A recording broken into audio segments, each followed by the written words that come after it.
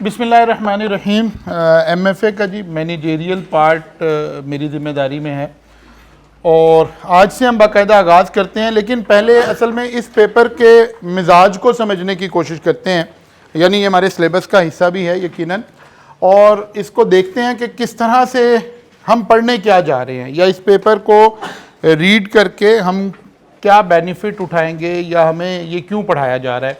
ये सारी चीज़ें अगर हम देखना चाह रहे हो तो हमें कुछ थोड़ा सा अंदाज़ा आज के इस फ्लो चार्ट से होगा, या आज और कल की क्लास को अगर हम इकट्ठा करें तो पता चलेगा यार यही सब कुछ है जो हमने पढ़ना है। फिर इसकी एक्सप्लेनेशन के अंदर हम जा रहे होंगे बाकी के टाइम फ्रेम के अंदर। हम किसी भी कंपनी के अंदर सबसे पहले देखते हैं कि हमारे पास मैनेजमेंट किस तरह की होगी और हम अपनी कंपनी में मैनेजमेंट की लेयर्स किस तरह से बना रहे होंगे। अगर कोई एक रीज़नेबल साइज़ की कंपनी है, एक अच्छी बड़ी कंपनी है, तो हम मैनेजमेंट का स्ट्रक्चर कुछ इस तरह से ड्रॉ करते हैं। 3 लेयर्स मैनेजमेंट की इस्टेब्लिश कर ली जाती हैं, ठीक है ना। ये इस तरह से मैनेजमेंट थ्योरीज़ के अंदर हम अपनी कंपनी की मैनेजमेंट को ऐसे एक्सप्लेन कर रहे होते हैं। सबसे पहले हम इसको कह रहे होते हैं टॉप मैनेजमेंट। टॉप मैनेजमेंट के अंदर किस तरह के लोग आ रहे होते हैं? डायरेक्टर्स आ रहे हैं, प्रेसिडेंट आ रहा है, CFO आ रहा है, CEO आ रहे हैं। ये सारे लोग टॉप मैनेजमेंट का पार्ट बन रहे होंगे। फिर हम बीच में मिडल मैनेजमेंट आ जाएगी और फिर उसके बाद हमारे पास लोअर मैनेजमेंट आ जाएगी, या इसी कोई बाज़ दफ़ा हम डिफरेंट नेम से ले रहे होते हैं। इसको हम कह रहे होते हैं ऑपरेशनल मैनेजमेंट और इसको हम कह रहे होते हैं टेक्टिकल मैनेजमेंट और इसको हम स्ट्रेटजिक मैनेजमेंट कह रहे होते हैं, ठीक है ना। इस ऑल्टरनेटिव नेम के साथ भी हम इसको लेकर चल रहे होते हैं। टॉप मैनेजमेंट आमतौर पर जो डिसीजन ले रही होती है, जो काम कर रही होती है, उसको हम कहते हैं स्ट्रेटजिक डिसीजन मेकिंग। और जब भी हम कंपनी की कोई स्ट्रेटजी बना रहे होते हैं तो हम एक्चुअली 1 to 5 ईयर का कोई प्लान डिस्कस कर रहे होते हैं। यानी हम ये देख रहे होते हैं कि आइंदा 5 सालों में हम अपनी कंपनी को कहाँ लेकर जाना चाह रहे हैं, हम हमारी कंपनी के बारे में क्या विजन है, नेक्स्ट 5 ईयर का हम एक प्लान बना रहे हैं। इस तरह के डिसीजन जो इस तरह लॉन्ग टर्म डिसीजंस हों, ठीक है ना। जाहिर है 1 to 5 ईयर को अगर हम अकाउंटेंट की भी लैंग्वेज में देखें तो ये लॉन्ग टर्म हो गया, ठीक है ना। अगरचे अकाउंटिंग में तो हम 1 ईयर से ज़्यादा की बात को लॉन्ग टर्म कहना शुरू कर देते हैं। करंट एसेट और नॉन करंट एसेट की डेफिनेशन को जब आप देख रहे होते हैं तो ये जो टॉप मैनेजमेंट है ये कंपनी के विजन को, लॉन्ग टर्म स्ट्रेटजिक ऑब्जेक्टिव को डिफाइन कर रही होती है कि आइंदा आने वाले 5 सालों में हम कंपनी को कहाँ देखना चाह रहे हैं। ये एक प्लान बन रहा है। लेकिन आपको पता है कि जब भी हम कोई प्लान बनाएंगे और अगर हम उसके ऊपर कोई कंट्रोल एक्सरसाइज नहीं करेंगे या उस प्लान को मॉनिटर करने का कोई टूल नहीं बनाएंगे तो फिर बस ये एक प्लान बन जाएगा और अचीव इतना ख़ास नहीं हो रहा होगा। ये उसी तरह का प्लान बन जाएगा जिस तरह की प्लानिंग आम तौर पर आप स्टूडेंट्स करते हैं। मसलन अगर आप रिकॉल करें पिछला सेशन, एग्ज़ाम से 15 डेज़ बिफोर, तो आप सब लोगों के जहन में, दिमाग में, दिल में एक बात बार बार आ रही थी कि यार ये ज़िंदगी में आखिरी दफ़ा है जो मैं इस तरह जलील हो रहा हूँ कि मैंने पढ़ा उस तरह हुआ नहीं है और एग्ज़ाम सर पे आ गए हैं, बस अगली दफ़ा मैंने डे फर्स्ट से पढ़ना शुरू कर देना। ऐसे है ना, आखिरी 15 दिन इस अहदो पैमान में ही गुजरते हैं। तो अब एक अच्छी खबर तो यह है कि ये वही अगली दफ़ा है जो आप सोच रहे थे कि हमने शुरू से पढ़ना शुरू कर देना है, और ये वाला लेक्चर वही शुरू कहला रहा है जिसके बारे में आपने वादा किया था कि अब हम पढ़ना शुरू कर देंगे। प्रॉब्लम कहाँ है? प्रॉब्लम यहाँ है, आप कहते हैं यह सब मैं पढ़ना शुरू कर दूँगा। एक प्लान बन गया, हमने सोचा कि अगले 5 सालों में हम अपनी कंपनी को लीडिंग कंपनी बनाना चाहते हैं। बस ये सोच लिया, बैठ गए आराम से, सोचा अच्छा अब अगले दिन आए, यार अभी तो 5 साल का प्लान है, आज क्या करना है। तो फिर तो ये प्लान कभी भी इम्प्लीमेंट नहीं हो सकेगा। अब जाहिर है ये तो कॉर्पोरेट वर्ल्ड है, यहाँ तो जो हमने सोचा है उसको हम इम्प्लीमेंट करने के लिए कर रहे हैं। ये स्ट्रेटजी तो हमने, ये टारगेट तो हमने अचीव करने हैं। तो हम फौरी तौर पर क्या करेंगे, हम अपने प्लान्स को 5 साल को लेकर नहीं बैठे रहेंगे, इसको स्प्लिट करेंगे 1 ईयर का प्लान, पहले साल ये होगा, दूसरे साल ये होगा, तीसरे साल ये होगा, ये प्लान हमने बनाया और मिडल मैनेजमेंट के हवाले किया। उन्होंने कहा यार ये 5 साल का टारगेट है, ये आपने अचीव करना है, जाकर इसकी बेस पर ईयरली प्लान बना लें। अब इस साल का जो प्लान बना है 1 साल का, वो किसने बनाया है? Middle management. ठीक है, अब मिडल मैनेजमेंट ने एक प्लान बना लिया है। अब अगर 1 साल को भी हम ऐसे सोचेंगे तो ये साल भी ऐसे ही गुजर जाएगा। साल के शुरू में हम कह रहे होंगे यार अभी तो पूरा टाइम पड़ा है, जैसे अभी आप सोचना शुरू करते हो यार अभी तो पूरा सेशन है, क्योंकि आपने प्लान को स्प्लिट नहीं किया। तो ऐसा नहीं होने वाला। ये मिडल मैनेजमेंट अपने से नीचे वाले ऑपरेशनल लोगों को या लोअर मैनेजमेंट को बुलाएगी और उसके कहेगी यार ये इस साल हमने अचीव करना है, आप इसके अकॉर्डिंगली प्लान बनाकर लेकर आए। ये विद इन 1 ईयर वाले प्लान को ब्रेकअप करेगा, ब्रेकअप करेगा, ब्रेकअप करेगा, और हत्ता के करते करते पहले इससे क्वार्टरली प्लान बनेगा, फिर मंथली बनेगा, हत्ता के डेली और आवर्ली बेस तक भी प्लान बना हुआ होगा। जब हम वेरी नेक्स्ट डे पहले दिन आकर काम शुरू करेंगे ना, मसलन फर्ज कर लें हमारी एक गारमेंट की फैक्ट्री है, हमने एक प्लान बनाया है कि यार हमने अपनी प्रोडक्शन के 5 लाख यूनिट पर ईयर पर अपनी प्रोडक्शन लेकर जानी है अगले 5 सालों में। फिर हमने साथ ही इन लोगों को बुला लिया। मैंने कहा यार अच्छा अगले साल कहाँ खड़े होंगे? उन्होंने कहा सर इस साल तो हम 3 लाख से शुरू करेंगे, 3 लाख यूनिट इस साल बनेंगे, फिर कुछ कैपेसिटीज ऐड करेंगे, फिर अगले साल, फिर अगले साल, हाँ 5वें साल हम यहाँ खड़े हुए होंगे। अब इस साल हमने 3 लाख यूनिट बनाने का प्लान बना लिया। अगर ये सोच लिया कि इस साल में 3 लाख बनाएंगे तो कभी नहीं बन सकते। हमने नीचे मिडल मैनेजमेंट को बुलाया, उन्होंने जाके इस 300,000 यूनिट का ब्रेकअप बनाया। क्वार्टर 1 में इतने बनेंगे, 2 में इतने बनेंगे, 3 में इतने बनेंगे, फिर क्वार्टर को मंथ में डिवाइड किया, फिर मंथ को और नीचे और नीचे और नीचे, हत्ता के आज हमारी शिफ्ट काम शुरू करने लगी है। हमारा प्लान बना हुआ है, ये हमारा प्रोडक्शन हॉल है, हमें पता है इसमें मशीन्स कितनी है, हमें पता है इसमें कितने वर्कर काम कर रहे हैं, हमने कैलकुलेट किया हुआ कि आज की शिफ्ट में शाम तक इतने यूनिट बनने हैं। अगर आज शाम को हमने फर्ज किया 500 यूनिट का टारगेट रखा हुआ है और शाम को 490 यूनिट बने हैं, तो हमें आज ही पता चल गया है कि ये प्लान पूरा नहीं होना, जब ये पूरा नहीं होना तो ये पूरा नहीं होना, जब ये पूरा नहीं होना तो ये पूरा नहीं होना। तो एक्चुअली हम ऐसे कंट्रोल लगाना शुरू करते हैं। 2 अलग अलग टॉपिक हैं जब आप ये साइंसेस पढ़ेंगे। प्लानिंग एक एस्पेक्ट है किसी भी चीज का, फिर उस प्लानिंग के ऊपर कंट्रोल लगाना, इंप्लीमेंटेशन, ये दूसरा एस्पेक्ट है। अगर हम एज अ नेशन भी देखें ना, एज अ नेशन भी देखें, हमारी प्लानिंग साइड वीक नहीं है। पाकिस्तान में प्लानिंग हमारा इतना बड़ा प्रॉब्लम नहीं है। हमारे जो प्लानर थे उन्होंने हमेशा टाइमली चीज़ें सही प्लान की हुई थी। मसलन अगर आज हमें लगे कि यार इलेक्ट्रिसिटी कम थी, फलां था, तो नहीं, हमने बड़ा अर्ली टाइम पे कालाबाग डैम प्लान कर लिया था। प्रॉब्लम कहाँ थी? इम्प्लीमेंटेशन। प्लान बना लिया, डैम नहीं बनाया। हमने बहुत सारी दुनिया को, बल्कि हमारी जो स्ट्रेंथ है एज अ नेशन, जो हमारी स्ट्रेंथ है, ये लॉन्ग टर्म प्लान्स बनाना हमारी स्ट्रेंथ है। इवन जब ये चाइनीज़ का इनकलाब आया और ये सब कुछ हुआ, तो चाइनीज़ लॉन्ग टर्म प्लान बनाने में इतने एक्सपर्ट नहीं थे। पाकिस्तानी ब्यूरोक्रेसी ने, पाकिस्तानी प्लानर्स ने उन्हें लॉन्ग टर्म प्लान्स बनाने सिखाए। आज चाइना कहाँ खड़ा है, हम कहाँ खड़े हैं, फ़र्क, उन्होंने उसको इम्प्लीमेंट भी कर दिया, हम खाली प्लान बनाकर बैठे रहे। तो असल में फ्लो ऐसे चल रहा होगा।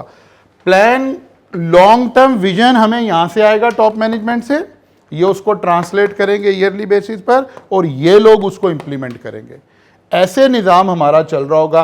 फिर ये काम है यहाँ ट्रांसफ़र होगा। जब टारगेट्स अचीव होने शुरू होंगे, टारगेट मिल इस रुख पर रहे होंगे, ऐसे आ रहे होंगे नीचे, इन्होंने इनको टारगेट दिया, इन्होंने इनको टारगेट दिया। लेकिन जब हमने टारगेट को मेजर करना हो, अचीव करना हो, तो फिर हमें इधर से ऊपर जाना पड़ेगा।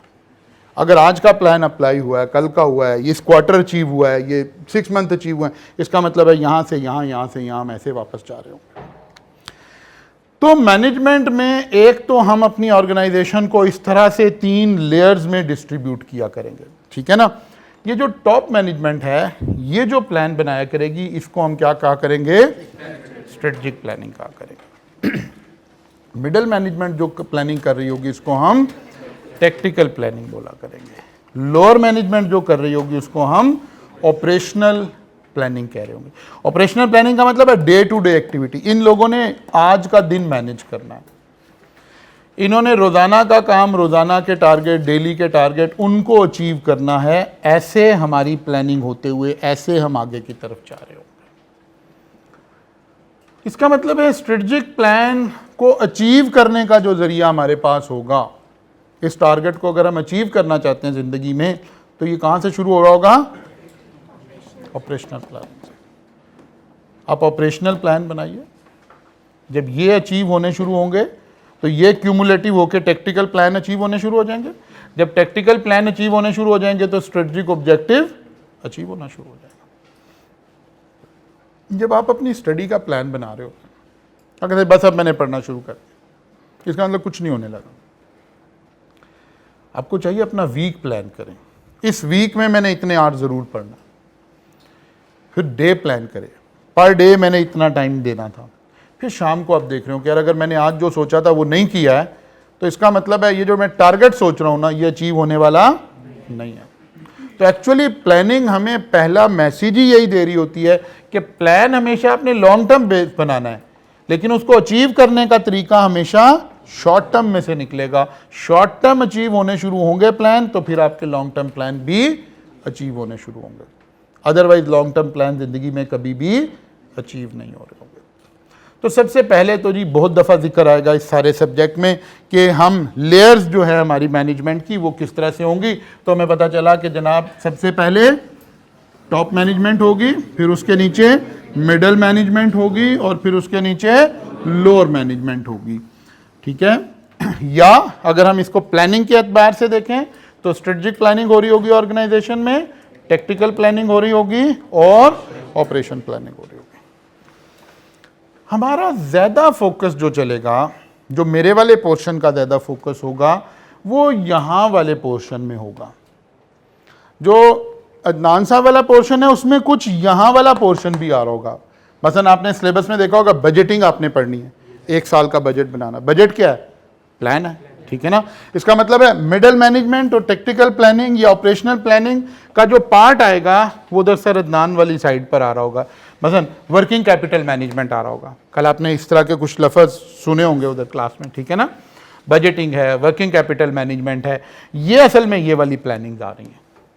जो हमारे पास, मेरे पास जो एरिया है वो ये वाला एरिया है, स्ट्रेटजिक प्लानिंग का एरिया है, लॉन्ग टर्म प्लानिंग का एरिया, जिसको इस एरिया में फर्स्ट 3 डेज में जिसको हम फोकस कर रहे होंगे।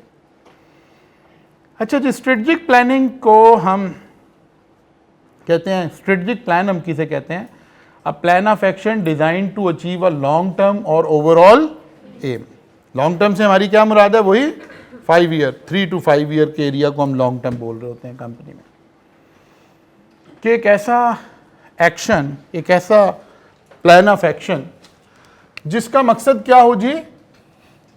लॉन्ग टर्म ऑब्जेक्टिव या ओवरऑल एम, हमारी कंपनी का, हमारी ऑर्गेनाइजेशन का ओवरऑल एम क्या है, हम कहाँ पहुँचना चाहते हैं, हम क्या अचीव करना चाहते हैं, इस प्लान को इस्टेब्लिश करना, ये आपका एक स्ट्रेटजिक प्लान होगा। मसलन एक बच्चा एफएससी करके निकला और उसने सोचा कि यार मैं सीए करना चाहता हूँ, तो ये उसका स्ट्रेटजिक प्लान होगा। ओवरऑल प्लान है कि I want to become a chartered accountant, next 5 and 6 year में वो चार्टर्ड अकाउंटेंट बनना चाहता है, तो इसका मतलब है ये उसका स्ट्रेटजिक प्लान बन गया। लेकिन फिर उसे कहीं ब्रेकअप करना पड़ेगा कि अच्छा यार ये कैसे टारगेट अचीव होगा। उसे पता चला यार पहले पीआरसी होगी, फिर कैफ का ग्रुप ए होगा, फिर ग्रुप बी होगा, फिर आर्टिकलशिप होंगे। ये उसके क्या हैं? टेक्टिकल प्लान है। इस वक्त आपने एमएफए की क्लास इन 6 महीने के लिए टारगेट की कि ये हमने पास करनी है। ये क्या है? हमारा ऑपरेशनल प्लान है। तो एक्चुअली कोई भी ऑब्जेक्टिव हमें इसी तरह से अचीव होता हुआ नजर आएगा। उमूमी लाइफ में भी हमें इसी तरह से नजर आएगा कि यहाँ से चीज़ें हम अचीव करना शुरू करेंगे, यहाँ पहुँच जाएंगे, जब ये अचीव होगा तो यहाँ पहुँच जाएंगे। तो स्ट्रेटजिक प्लान हम किसको कह रहे हैं? Plan of action design to achieve long term goals या overall aim of the organisation. अच्छा, जब हम स्ट्रेटजिक प्लानिंग कर रहे होते हैं तो स्ट्रेटजी हम कई तरह से बना रहे होते हैं। एक के लिए हम टर्म इस्तेमाल करते हैं कॉरपोरेट स्ट्रेटजी, लिखते जाइए साथ साथ। वैसे तो ये मैं नोट्स फोटोकॉपी शॉप पे भी रखवा दूंगा, लेकिन अगर आप साथ साथ नोट कर रहे होंगे तो ज़रा थोड़ा सा चीज़ें आपको रिटेन करना भी निस्बतन ज़्यादा आसान हो जाया करेगा। कॉरपोरेट स्ट्रेटजी,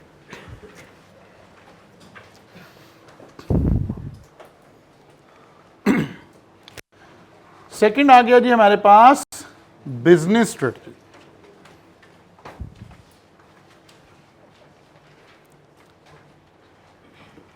बिजनेस स्ट्रेटजी, और तीसरा आ गया हमारे पास फंक्शनल स्ट्रेटजी। बाद दफ़ा हम फोर्थ भी लिखते हैं, लेकिन आगे चल के लिखेंगे ऑपरेशनल स्ट्रेटजी। ठीक है ना, अगर आप लिख लें क्या है, फोर्थ भी लिख लें, ऑपरेशनल स्ट्रेटजी।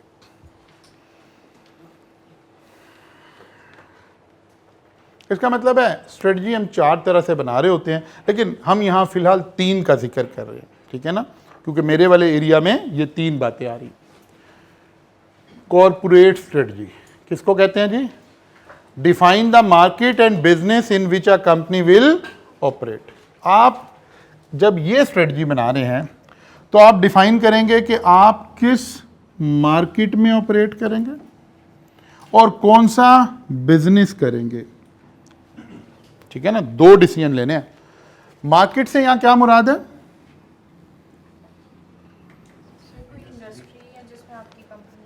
किस मार्केट में,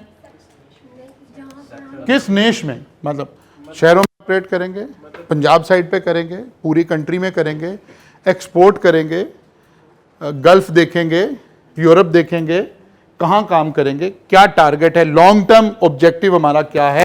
हम कहते हैं यार हम ना राइस एक्सपोर्ट किया करेंगे और गल्फ की मार्केट को हमने अगले 5 सालों में कैप्चर करना है। इसका मतलब है ये हमारा क्या है, स्ट्रेटेजिक प्लान है, लेकिन इसको हम क्या बोलेंगे अब? कॉरपोरेट स्ट्रेटजी है कि हम गल्फ की मार्केट को टारगेट करना चाह रहे हैं और अगले 4-5 साल में हमारा ये टारगेट है। Define the business, market and business. Business से मुराद है नेचर जी, राइस एक्सपोर्ट करेंगे या गारमेंट एक्सपोर्ट करेंगे या मैंगो एक्सपोर्ट करेंगे, क्या चीज़ एक्सपोर्ट करेंगे, तो आपने डिफाइन करना ना कौन सा बिजनेस करेंगे। यहां बिजनेस से मुराद जाहिर है हम सेक्टर देख रहे हैं, किस सेक्टर में हम आएंगे जी? शुगर में आएंगे जी, टेक्सटाइल में आएंगे जी, सीमेंट में आएंगे जी, इंश्योरेंस में आएंगे जी, ठीक है ना, एजुकेशन में आएंगे जी, किस सेक्टर में आना चाह रहे हैं, हेल्थ सर्विसेज में आएंगे, तो कोई सेक्टर डिफाइन कर रहे हैं हम कि किस सेक्टर में आना चाह रहे हैं और फिर किस मार्केट में आना चाह रहे हैं। अब ये लोकल भी हो सकता है, मसलन जी हम कह रहे हैं जी हम हेल्थ से रिलेटेड बिजनेसेस करेंगे, यानी हॉस्पिटल्स बनाएंगे, कोई मेडिसिन बनाएंगे, तो फिर डिसाइड हो रहा है कि कहाँ बनाएंगे। हम कहते हैं यार इधर पंजाब वाली साइड पे शहरों में बनाएंगे, या हम कह रहे हैं नहीं यार सिंध वाली साइड पे जाएंगे, अगर विद इन कंट्री की बात हो रही है। मार्केट डिफाइन करनी है आपने और बिजनेस डिफाइन करना है कि आपकी कंपनी कहाँ ये काम करना चाह रही है। जब हम ये वाली टाइप की बातें सोच रहे होंगे तो हम क्या कह रहे होंगे, हम क्या कर रहे हैं? कॉरपोरेट स्ट्रेटजी बना रहे हैं। अच्छा जी, कौन बनाएगा बैठ के? Formulated bye top management. ये वाला काम कौन कर रहा होगा? टॉप मैनेजमेंट कर रही होगी। टॉप मैनेजमेंट में कौन लोग शामिल थे?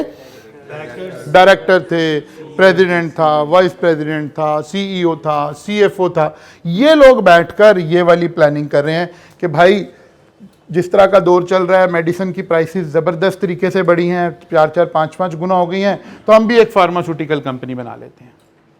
ठीक है ना। फिर हमने सोचा अच्छा जी हमारी टारगेट मार्केट कौन सी होगी? हमने कहा यार ये फलां वाली साइड होगी, ये वाला एरिया होगा। ठीक है ना।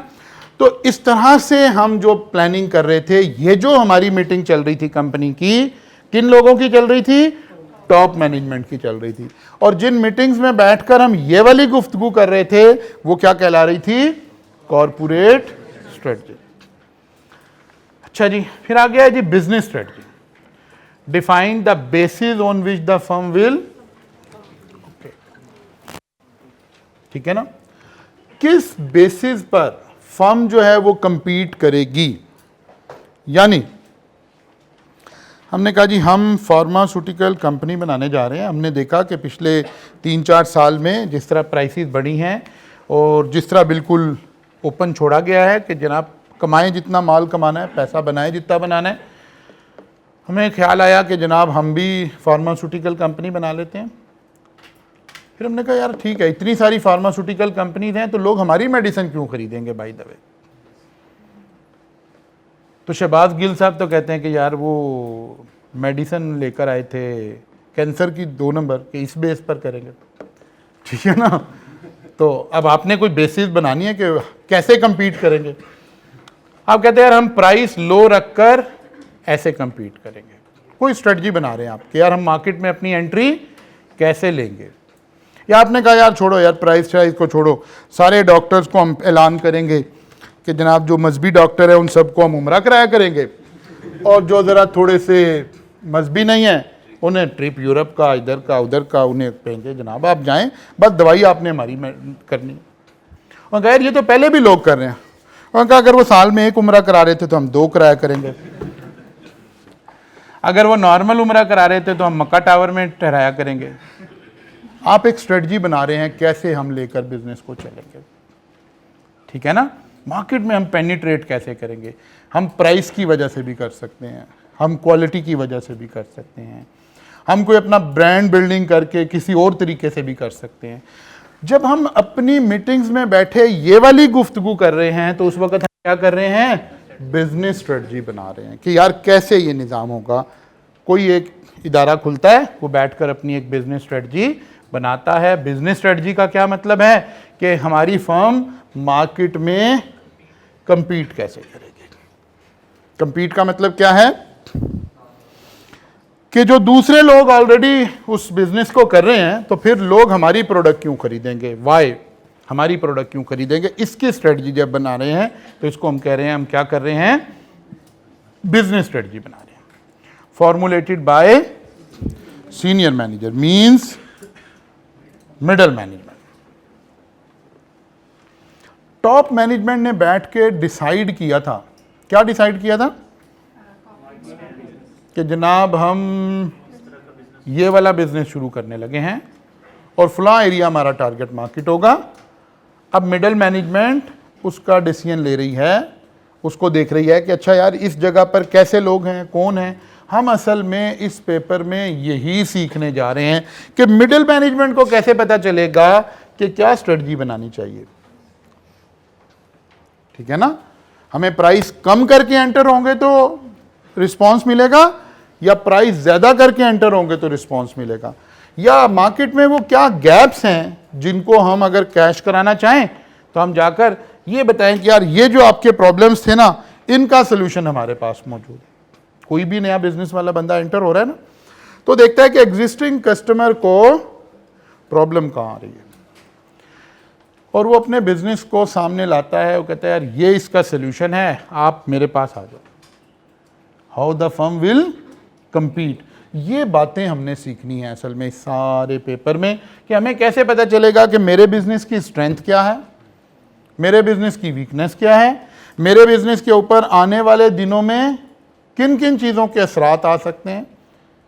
जब भी कोई असरात आ रहे हैं तो 2 तरह के आ सकते हैं, पॉजिटिव भी आ सकते हैं, नेगेटिव भी आ सकते हैं। तो पॉजिटिव फैक्टर क्या पॉसिबल हैं और नेगेटिव फैक्टर क्या पॉसिबल है, ये काम ये लोग बैठे सोच रहे हैं। कौन लोग? जो बिजनेस स्ट्रेटजी बना रहे हैं, ठीक है ना। ओवरऑल सिलेबस का हम ये एक देख रहे हैं कि क्या चीज़ें हम कैसे पढ़ रहे होंगे। Emphasize companies competitive position of product और सर्विसेज। जब हम कहते हैं कंपेटिटिव पोजीशन, इसके ऊपर हमने पूरा कंपेटिटिव एनालिसिस पढ़ना है। ये यहाँ तो हम इशारों में बातें कर रहे हैं ना, तो इसके ऊपर हमने डिटेल पढ़नी है, पूरा हमने इसको एम्फेसाइज करना है इसके ऊपर।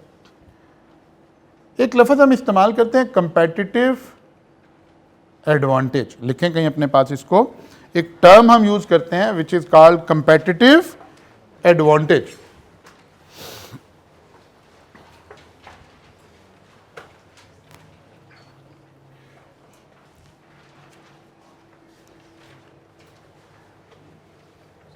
कंपेटिटिव एडवांटेज का मतलब क्या होता है? जो प्रोडक्ट मैं सेल करने के लिए आया हूं, ठीक है, ये फर्ज किया ये डॉलर ये प्रोडक्ट बना रही थी, ये कोई और कंपनी हमने अज्यूम कर लिया, ठीक है। अब ये कंपनी एंटर हो रही है और ये चाहती है कि मुझे कंपेटिटिव एडवांटेज मिले। कंपेटिटिव एडवांटेज दो तरह से पॉसिबल है। एक ये है कि मैं इस मार्कर से अच्छी क्वालिटी प्रोड्यूस करता हूं, कि जब मेरा मार्कर हाथ में पकड़ा हुआ हो तो वो एक अपनी डिफरेंट फील दे रहा हो, उसकी क्वालिटी डिफरेंट हो, तो मैं कहूँगा कि मेरी कंपनी को, मेरी प्रोडक्ट को कंपेटिटिव एडवांटेज मिल गया। एक बात, एक तरीका। एक दूसरा तरीका है, नहीं कोई फ़र्क नहीं है, दोनों बिल्कुल एक जैसे हैं, लेकिन ये 50 रुपये का मिलता है और मेरा मार्कर 40 रुपीज़ का मिलता है। यानी या मेरी क्वालिटी हाई हो या मेरी प्राइस लो हो, तो इसको प्रोफेशनली हम क्या टर्म यूज़ करते हैं? कंपेटिटिव एडवांटेज है, ठीक है ना। ये गुड्स में भी हो सकता है, सर्विसेज में भी हो सकता है। या मेरी सर्विसेज की क्वालिटी हाई हो या प्राइस लो हो, इनमें से कोई एक चीज अगर मेरे पास है तो मुझे कंपेटिटिव एडवांटेज है। और अगर दोनों ही हैं तो फिर तो नथिंग लाइक इट, फिर तो बड़ा ज़बरदस्त बिजनेस आप करने जा रहे हैं कि आपकी क्वालिटी भी हाई है और प्राइस भी लो है, तो फिर तो आप मार्केट में बड़ा ही ज़बरदस्त किस्म का कंपटीशन क्रिएट करने जा रहे हैं। तो ये कह रहे हैं कि जब हम बिजनेस स्ट्रेटजी बना रहे होंगे ना, उस वक्त हमारा फोकस यही होगा कि यार हमारी गुड्स या सर्विसेज में हमें कंपेटिटिव एडवांटेज कैसे मिलेगा। फिर हम रिमेनिंग सिलेबस में सीखेंगे कि यार अगर हमें कंपेटिटिव एडवांटेज लेना है तो ये किन चीज़ों से जुड़ा हुआ है। तो फिर हम पढ़ेंगे कि यार ये जाहिर है टेक्नोलॉजी से भी जुड़ा हुआ है। मसलन अगर इसके मैन्युफैक्चरिंग का प्लांट है और इसके बाद कोई लेटेस्ट प्लांट आ गया है, तो अगर मैं वो वाला प्लांट लगा लूंगा तो मेरी क्वालिटी इससे खुद ब खुद ऊपर चली जाएगी। और अगर ये कोई टेक्नोलॉजिकल प्रोडक्ट है, मैं इससे अच्छी टेक्नोलॉजी ले आऊँगा तो फिर भी मुझे कंपेटिटिव एडवांटेज हो जाएगा। या कॉस्ट रिड्यूस करने के लिए कोई हाई एंड प्लांट्स आ गए हैं जिससे वेस्टेज कम हो रहा है, जिससे प्रोडक्शन एफिशिएंसी ज़्यादा आती है, जिससे कॉस्ट पर यूनिट मेरी रिड्यूस हो जाएगी, तो अगर मैं वो लगा लूँगा तो तब भी मुझे कंपेटिटिव एडवांटेज आ जाएगा। तो फिर रिमेनिंग सिलेबस में हम इस तरह की बातें पढ़ रहे होंगे कि कंपेटिटिव एडवांटेज लेने के तरीके क्या हो सकते हैं। ये मुझे टेक्नोलॉजी के थ्रू भी मिल सकता है, ये मुझे ह्यूमन रिसोर्स के ज़रिए से भी मिल सकता है। अगर मेरी गुड्स या सर्विसेज ह्यूमन बीइंग्स के ऊपर डिपेंडेंट हैं और मेरे पास अच्छा ह्यूमन रिसोर्स है, तो जाहिर है फिर मैं ज़्यादा अच्छी सर्विसेज दे सकूँगा। मसलन एक हॉस्पिटल है, तो हॉस्पिटल की सर्विसेज दो चीज़ों पे ज़्यादा डिपेंडेंट है। एक आपके पास इक्विपमेंट कितना लेटेस्ट है और दूसरा आपके पास डॉक्टर्स किस कैलिबर के हैं। तो अगर मैंने बिल्कुल टॉप प्रोफेशनल सारे उठा लिए हैं डॉक्टर्स, तो इसका मतलब है मैं ज़्यादा बेटर सर्विसेज प्रोवाइड कर सकूंगा। इसका मतलब है जब मैं डॉक्टर्स की रिक्रूटमेंट कर रहा हूं तो उस वक्त भी मैं असल में क्या कर रहा हूं? कंपेटिटिव एडवांटेज लेने की कोशिश कर रहा हूं। और जब मैं लेटेस्ट मशीनरी इंपोर्ट कर रहा हूं उस वक्त भी मैं क्या कर रहा हूं? कंपेटिटिव एडवांटेज लेने की कोशिश कर रहा हूं। लेकिन फिर रेलिवेंट चैप्टर्स के अंदर हम इन सारी चीज़ों के ऊपर फोकस करना शुरू करेंगे और ये चीज़ें देखना शुरू करेंगे। फिर आ गया जी functional strategy, emphasise on a particular functional area of the organisation. किसी एक स्पेसिफिक एरिया की प्लानिंग करना, ठीक है ना, किसी खास एरिया के एक एस्पेक्ट को स्टडी करना, किसी एक फंक्शन को स्टडी करना, खाली प्रोडक्शन के ऊपर फोकस करना, खाली सेल के ऊपर फोकस करना, खाली परचेजिंग के ऊपर फोकस करना, खाली इस बात पे फोकस करना कि यार क्लासरूम में एसी रूम टेम्परेचर हमें कंफर्टेबल मिल रहा हो। अब हम किसी एक खास फंक्शन के ऊपर इस वक्त फोकस कर रहे हैं। जाहिर है बना तो ये भी हम स्ट्रेटजी रहे हैं ना कि यार हम क्या करें कि यार रूम में ना गर्मी ना लग रही हो, बच्चा पढ़ रहा है तो फिर वो आराम से सुकून से बैठकर पढ़ रहा हो, उसका फोकस इस पर ना हो यार टेम्परेचर ठीक नहीं है, फलां हो गया, दिमाग हो गया। या हम सोच रहे हैं बच्चे को जो वॉइस है वो ठीक जा रही हो। टीचर ने अगर माइक यूज़ करना है, माइक में थोड़ी डिस्टॉर्शन आ रही है, अब हम इस वक्त सिर्फ ये प्लान कर रहे हैं कि यार इसका क्या सोल्यूशन है। तो कहने का मतलब ये है कि हमें जिस वक्त हम किसी प्लानिंग को डिस्कस कर रहे होते हैं ना, तो उस वक्त हम ये क्या कर रहे हैं, फंक्शनल स्ट्रेटजी बना रहे हैं। मसलन मैं क्लास में आया, क्लास आपको पढ़ाने के लिए मैं आया, तो आपने देखा मैं पहले उधर चला गया, मैंने अपने मोबाइल्स वहाँ रख दिए। इसलिए नहीं रख दिया आप सबको पता चले सर ने 2 मोबाइल रखे हुए हैं, ये वाला रखा, इसलिए नहीं रखे। जब मैं यहाँ खड़ा होकर बोल रहा हूँ तो मेरी इस साउंड सिस्टम की डिस्टॉर्शन उसके साथ क्रिएट हो जाती है। तो अगर मेरा मल्टीमीडिया इधर लगा हुआ है तो मैंने मोबाइल वहाँ रख दिए हैं, और कुछ रूम्स होंगे जिसमें मल्टीमीडिया, बस इसके साथ वाले रूम में जब मेरी क्लास होगी वहाँ मल्टीमीडिया इधर डिस्प्ले हो रहा है, वहाँ मैं ये मोबाइल यहाँ की बजाय उठाकर यहाँ रख दूंगा ताकि जहाँ मैं खड़ा हूँ तो मेरे मोबाइल मेरे करीब ना आ रहे हों, ताकि ऑनलाइन वाले बच्चों को जो साउंड क्वालिटी है वो ठीक जा रही हो। जब मेरे दिमाग में ये बात होगी ना, तो बेसिकली मैं क्या बना रहा था उस वक्त, फंक्शनल स्ट्रेटजी बना रहा था। बात समझ आइए, हम ऑर्गेनाइजेशन में हर वक्त स्ट्रेटजीज बनाकर आगे चल रहे हैं। इस पेपर का मेन ऑब्जेक्टिव ये है कि आप या तो स्ट्रेटजी बना सकते हो या बनी हुई स्ट्रेटजी को एवेल्युएट कर सकते हो कि ठीक बनी है या गलत बनी है। ठीक है ना? हमने कंपनीज के ऊपर कमेंट्स करने हैं, देखने हैं कि जी बताइए क्या हो रहा है। तो ये ओवरऑल एक हमारे पास एक एंगल है देखने का अभी स्ट्रेटजी के एतबार से।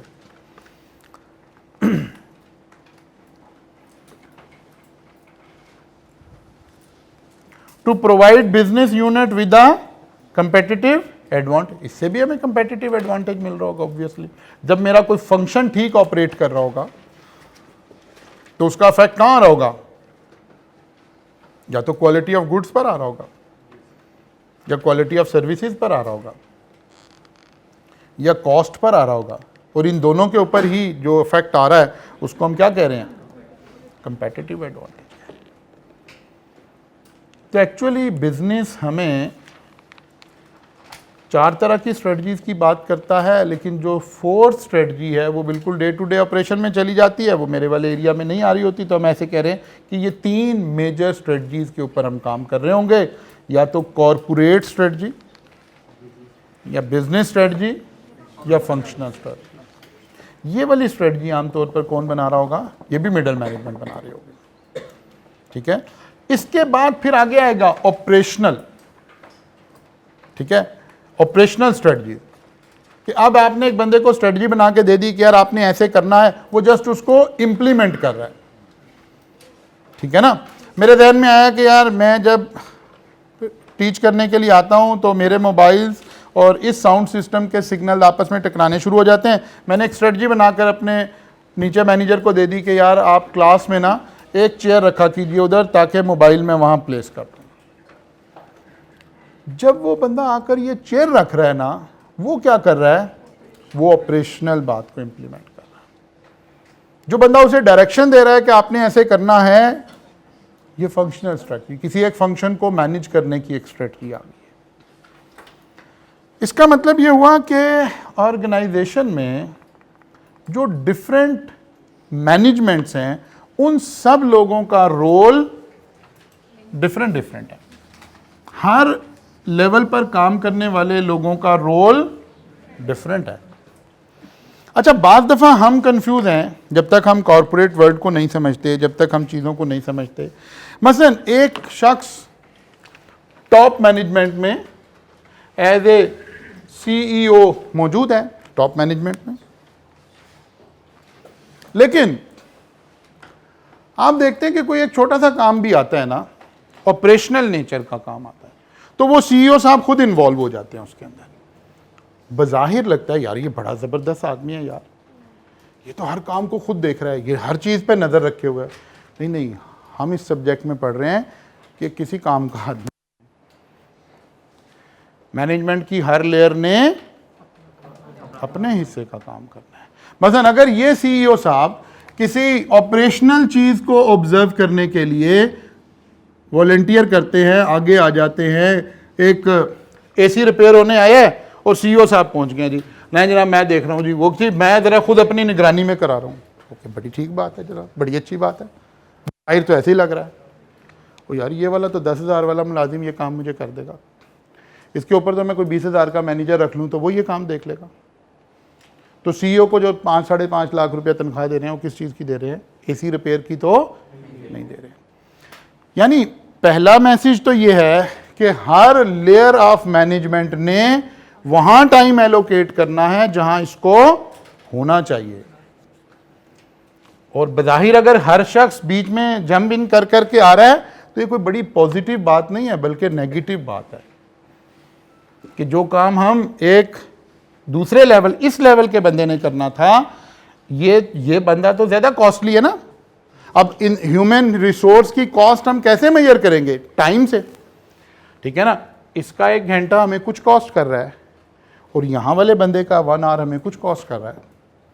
तो अगर ये वाला आदमी ये वाला काम कर रहा है तो गलत कर रहा है, और अगर ये वाला आदमी ये वाला काम करने की कोशिश कर रहा है तो बजाय तो पॉजिटिव वेरिएंस नजर आ रहा है ना। कॉस्ट आप पढ़ाए होंगे, लेकिन ये भी पॉजिटिव वेरिएंस नहीं है, इसका तो कैलिबर ही नहीं है। जब ये यहां बैठा हुआ है, यहां प्लेस है, तो इसका कैलिबर यहां वाला नहीं है। तो असल में right person for the right job का जो कॉन्सेप्ट है, हमें मैनेजमेंट की हायरार्की में भी ये कॉन्सेप्ट लगाना पड़ेगा। और ये कॉन्सेप्ट कोई मतलब मैनेजमेंट में तो हम अब पढ़ना शुरू हुए। अगर हम देखें तो ये अल्लाह ताला का तख्लीक करता निज़ाम है कि right person for the right job से ही सारा निज़ाम चल रहा है। मसलन अगर आप मुसलमानों की हिस्ट्री से देखें चीज़ें, तो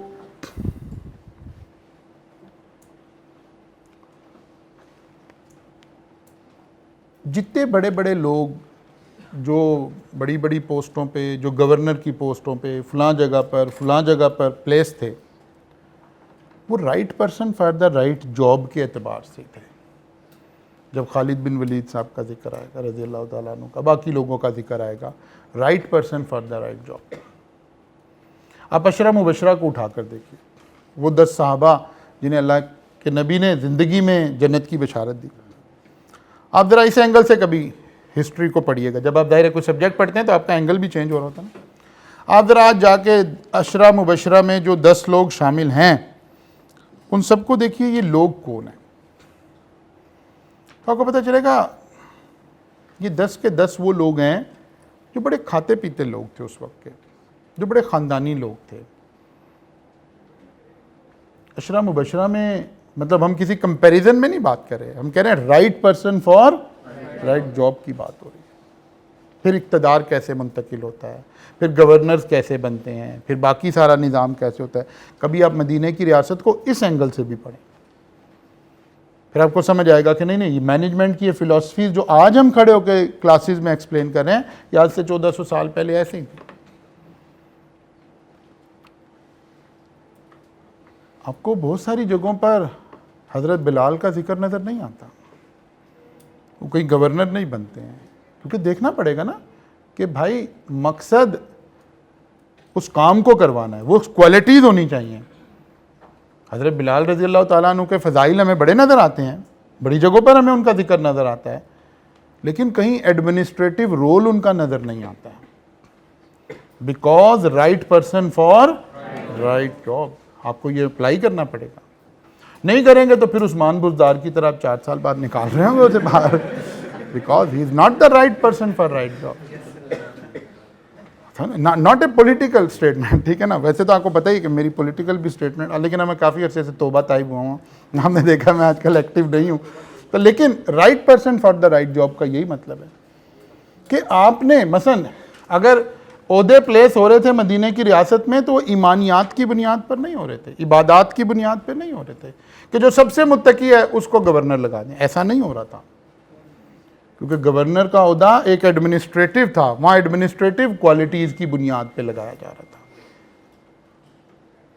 तो जो ओहदे जैसे हैं उसका म्यार वैसा ही हमें रखना पड़ेगा, वैसे ही लेना पड़ेगा।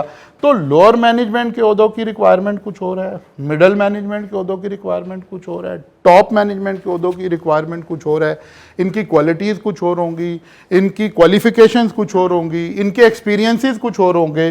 तो अगर हम कभी भी इसका ब्लेंड ऑर्गेनाइजेशन में देख रहे हो, ये वाला बंदा ये काम कर रहा है तब भी गलत है, और अगर ये वाला बंदा ये काम कर रहा है तब भी गलत है। तो हमने लेयरिंग करनी है, ऑर्गेनाइजेशन की लेयरिंग करनी है, ताकि हर मैनेजमेंट अपने डिसीजन ले। ये लोग टेक्टिकल डिसीजन में स्ट्रांग हैं, ये स्ट्रेटजिक डिसीजन लेंगे तो गलत हो जाएगा, ये ऑपरेशनल डिसीजन लेंगे तो भी गलत हो जाएगा। जो नॉलेज ऑपरेशनल डिसीजन में, ऑपरेशनल मैनेजमेंट के पास फर्स्ट हैंड जो इंफॉर्मेशन होगी ना, वो टॉप मैनेजमेंट के पास नहीं होगी। मुझे नहीं पता हो सकता कि कॉलेज के कितने एसी ठीक हैं और कितने एसी खराब हैं।